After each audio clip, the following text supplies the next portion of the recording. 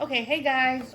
Today I'm going to show you something really super cute, super easy to do. You know how if you've been making face masks, everybody's been making them, super kind of sort of easy to do.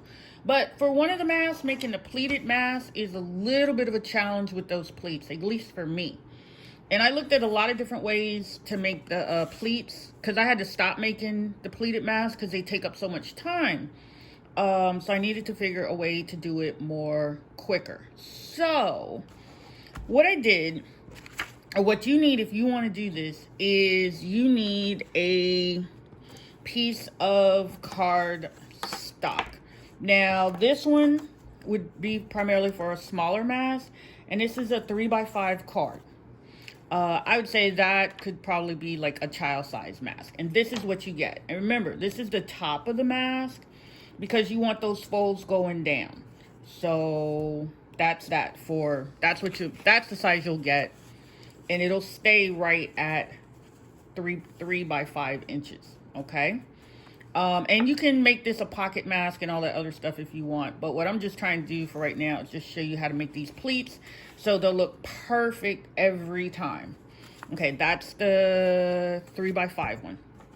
Okay, what I needed a little bit bigger mask, so I made took a 3.5 by 5 inch card, and even though that says the top, remember, for the pleated mask, you want your folds going down because you don't want to wear a mask this way and have stuff get caught inside of it.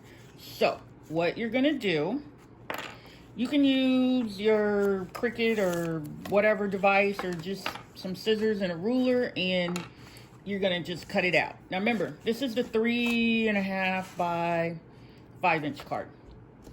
What was this? Oh, that's another one that I made. Okay, and this is a 4x6 if you wanted to do a larger mask. Okay, so what I'm gonna do is I'm just gonna take one side, presumably the wide side, and let's see, this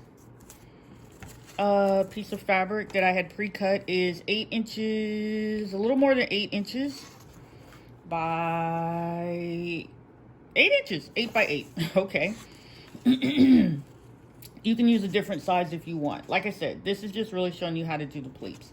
So what I'm going to do is I got to figure out where, okay, the top is, always helps me to know what I'm doing. So I'm going to clip the top piece. Just use some little clips, whatever you got handy. And that's that. You want to center this in your fabric, onto your piece of fabric. So just line it up so you have enough room on both sides, equal amount of room on both sides. And okay, now you take the other edge, and this is gonna be like magic. It's so cool how this works. And just clip it, same thing, to the other side. Because what happens with pleats is they scooch around depending on what type of fabric. They move around. Drives me nuts. So let's start with, this is the top. Yep. So let's start with our top pleat, and we're just gonna get a piece of fabric, grab maybe about an inch and a half, from about an inch and a half. And you can take this over to your ironing board and press it out. And we're just gonna fold. That's your first fold. Just hang on to it. Now, if you want, you can use some of this blue or whatever color painter's tape to just hold it down. And then you just want to make another fold, keeping it nice and even. You can even finger press if you like. And then you see, magically almost, your third fold is going to be there. Boom! Boom! Boom! How easy is that? And how good does that look? Wow. Okay. This is a game changer. This will help you, I think, to make masks and get them done. If you're making a pleated kind, make them and get them done a lot quicker. And then you just, if you want, take a piece of painter's tape and just get it to be still for a minute and hold still. See how easy that is? Now you take it over to your sewing machine and you stitch here, you stitch there. Boom. These pleats aren't going anywhere. And then we'll go ahead and finish it up. But that's how you make the pleats. That's the simplest, easiest way that I know how to make them if you want to have consistent pleats all the time. Okay, thank you for watching and stay tuned for other videos. Be sure to like this video if you liked it and subscribe. Thank you. Bye. Okay, now you see I've just taken it over to the sewing machine. And I'm just going to stitch along here, and then I'm going to stitch along the other side. And see, hands free.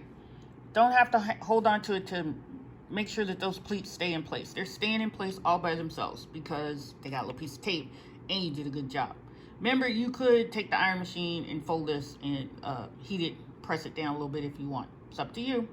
Just to make your life a little bit easier, it's better to stitch going down from the folds, because if you stitch this way, it'll push them out of place. Sorry, guess I was moving too fast today. So what I did, and let me zoom in a little bit. So what I did, I stitched along one side, stitched along the other. Just take my little piece of painter's tape off, which of course you can keep reusing this for quite a bit and it won't damage your fabric. Take the clips off.